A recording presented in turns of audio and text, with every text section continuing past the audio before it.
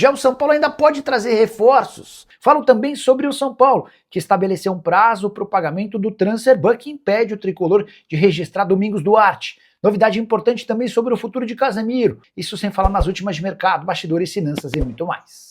Fala aí pessoal, sou Jorge Nicola, bem-vindos a mais um vídeo do canal, sempre bom ter vocês por aqui. Sem perder tempo, pedir para deixar like, se inscrever no canal e ativar as notificações. E o São Paulo vai ou não contratar jogadores? Já foram 4 aquisições, contei para vocês sobre Vitor Sá, atacante, Nilton, volante, Domingos Duarte, zagueiro e Aurélio Buta, lateral direito. Ainda pode pintar mais alguém? Uma série de especulações nas redes sociais surgem a cada novo dia. Chegaram a dizer que o Alanzinho, meia que já foi do Palmeiras e estava em Portugal, livre no mercado, tem tratativas com o São Paulo. Não é verdade. Também afirmaram que o tricolor busca mais um volante e um zagueiro. Conversei antes de gravar esse vídeo com uma pessoa do departamento de futebol de São Paulo. E a posição do tricolor é clara. O São Paulo não pretende mais contratar atletas. Isso só vai mudar se o São Paulo perder algum jogador vendido, como por exemplo o Bobadilla. O tricolor espera por ofertas pelo volante paraguaio, ou então se surgir uma baita oportunidade de mercado. Alguém que chegaria de graça e muito barato e que tivesse avaliação positiva do técnico Dorival Júnior. Nesse momento não há busca por reforços. O São Paulo passa por uma enorme crise financeira e precisa diminuir sua folha salarial, até por isso avançou para a liberação de graça de Tapia para o Columbus Crew. O atacante chileno, que tinha negociações já há alguns dias com o time americano, o São Paulo topou emprestá-lo sem custos e com a opção de compra de US$ 1,5 milhão. Agora resta que o Tapia se acerte do ponto de vista salarial com o Columbus Crew. Se isso acontecer, mais uma baixa no tricolor que vendeu ou liberou nos últimos dias, também por empréstimo com opção de compra, o zagueiro argentino Alan Franco. E a ida de Casemiro ao Inter Miami causou rebuliço na Major League Soccer. O anúncio da contratação do volante e seleção brasileira foi feito nessa quarta-feira. E o Inter Miami já sabe que vai ter de pagar uma compensação financeira ao LA Galaxy. Fui o primeiro a contar, ainda antes da Copa do Mundo, que o Casemiro tinha negociações com o LA Galaxy. E lá nos Estados Unidos, há uma lei chamada Direito de Descoberta. O clube que é o primeiro a negociar com um atleta passa a ter prioridade na contratação desse jogador. Acontece que o Inter Miami ignorou essa lei e passou por cima do LA Galaxy, fechando a contratação do Casemiro. Até por isso, já se sabe que o Inter Miami será obrigado a pagar uma compensação financeira ao LA Galaxy. Se a moda pega no futebol brasileiro, a gente ia ter um monte de promessa de pagamento, porque pagamento por aqui anda em falta, os caras estão dando calote em Deus e todo mundo. Só para completar, registrar que o Casemiro, que já foi anunciado, terá contrato até o fim de 27, prorrogável até junho de 2029. E o que mais me chama a atenção na notícia envolvendo o ex-volante da seleção brasileira é que o Casemiro, aos 34 anos, ainda teve ofertas da Inter de Milão e da Juventus, além de um time da Arábia Saudita, mas preferiu se mudar com a família para Miami, para a disputa da Major League Soccer. Você tomaria essa mesma decisão?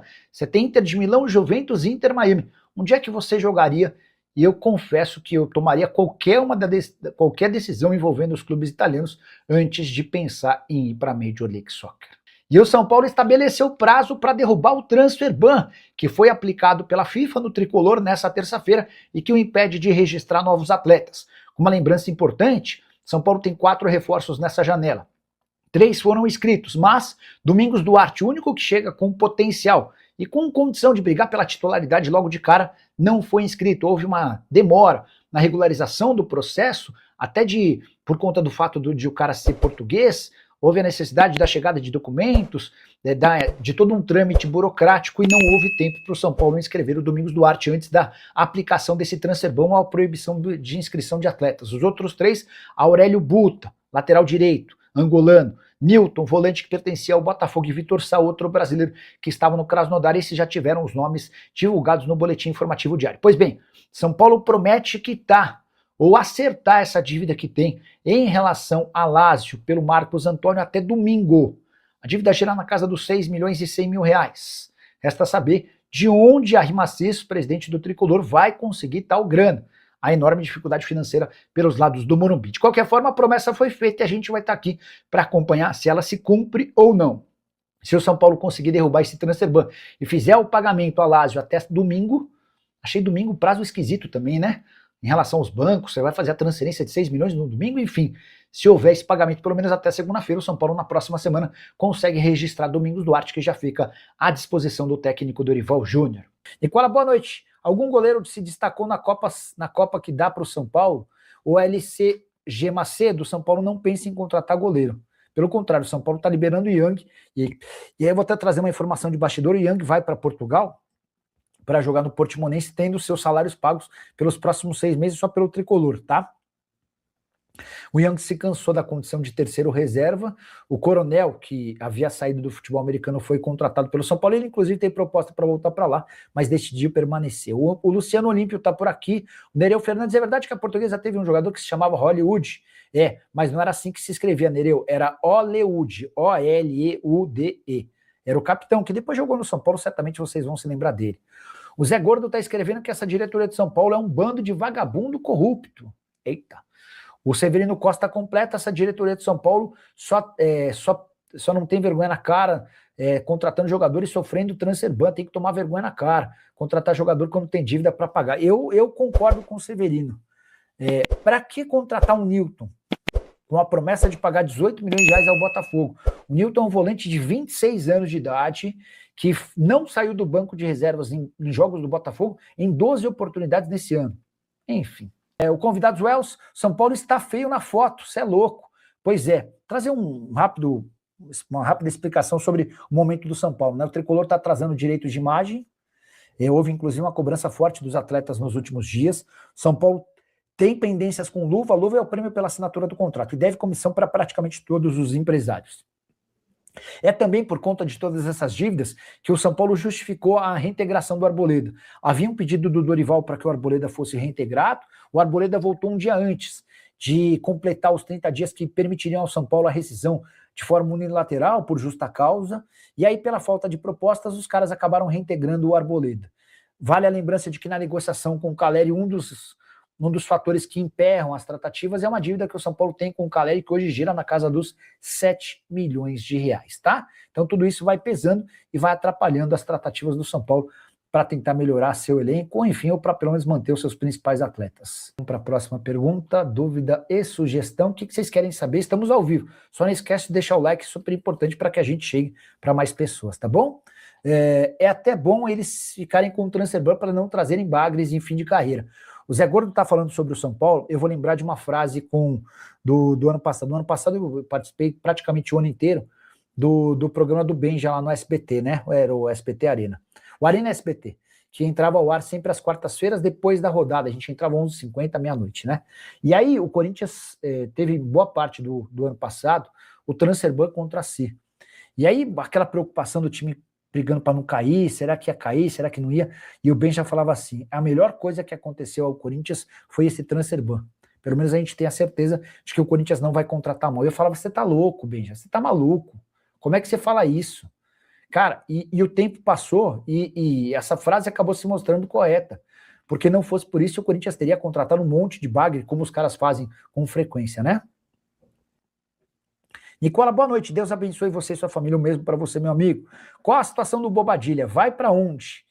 Vai vir mais alguém para o São Paulo? Ótima oportunidade que você me dá de falar desse tema. Na semana passada, a Remacis se reuniu com influenciadores digitais que cobrem o São Paulo, tá? Mídia alternativa, não são jornalistas das TVs, enfim. Mas são caras importantes na comunicação, no dia a dia do São Paulo, na confecção e na divulgação de notícias. E o Macis contou uma série de coisas. Entre elas, ele falou que o acordo que o Júlio Casares fez com a Live Nation foi um dos piores da história, porque o Júlio adiantou 50% da grana, a multa para quebra de 200 milhões de reais, o contrato só se encerra em 2031, e o principal, que desde que ele assumiu a presidência do São Paulo, ele não recebeu nenhum real da Live Nation, apesar de uma série de shows que tem acontecido por lá. Essa afirmação dele foi contestada por gente que deixou o São Paulo recentemente. O que eu ouvi é que o São Paulo recebe metade do valor de shows. Então, por exemplo, o Harry Styles se apresentou lá na sexta e no sábado no Morumbi. Estádio para 70 mil pessoas, o show com 70 mil pessoas, e a receita de 4 milhões e meio de reais por show. O São Paulo, como antecipou essa grana via Júlio Casares, está recebendo, entre aspas, metade da grana, 2 milhões e 250 mil, tá? Esse é o primeiro ponto. Então tem essa contradição em relação ao que disse o Arrimacis. Só queria contextualizar que o Arrimacis estava entre os conselheiros que votaram a favor dessa antecipação e agora ele quer antecipar os outros 50% que o Júlio Casares não conseguiu. Por que eu estou citando esse bate-papo com os influenciadores? Porque nessa conversa o Arrimacis afirmou que o São Paulo precisa de 180 milhões de reais com vendas de atletas nesse ano e que a chance de bater essa meta é mínima, para não dizer zero. São Paulo só vendeu até aqui 16 milhões de reais com mecanismos de solidariedade com o Rodriguinho e que a ideia nessa janela da metade do ano é se conseguir vender o Bobadilla, tá?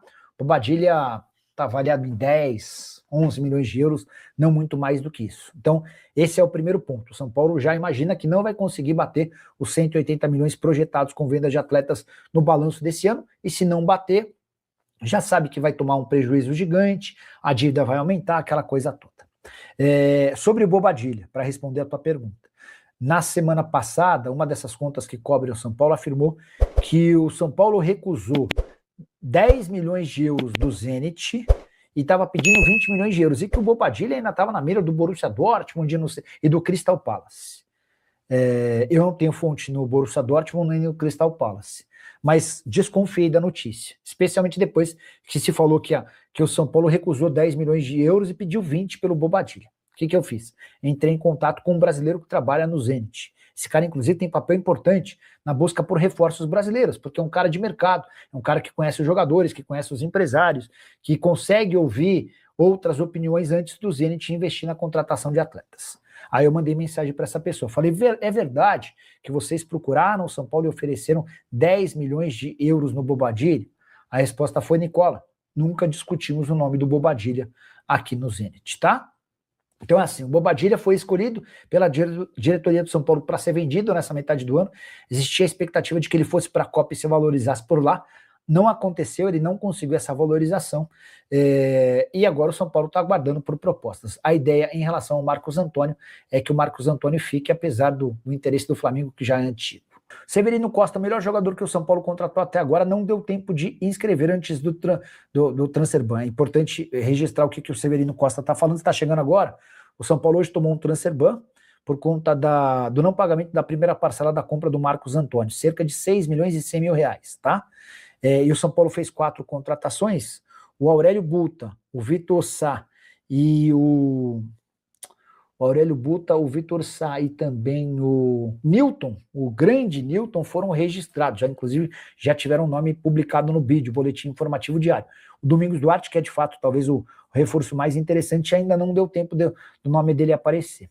O Gilmar Lima está dizendo que o Casares tem que ir para a cadeia. Cara, se comprovados todos esses saques de 11 milhões de reais durante 2021 e 2025, acho que é o caso mesmo, você tem razão, tá?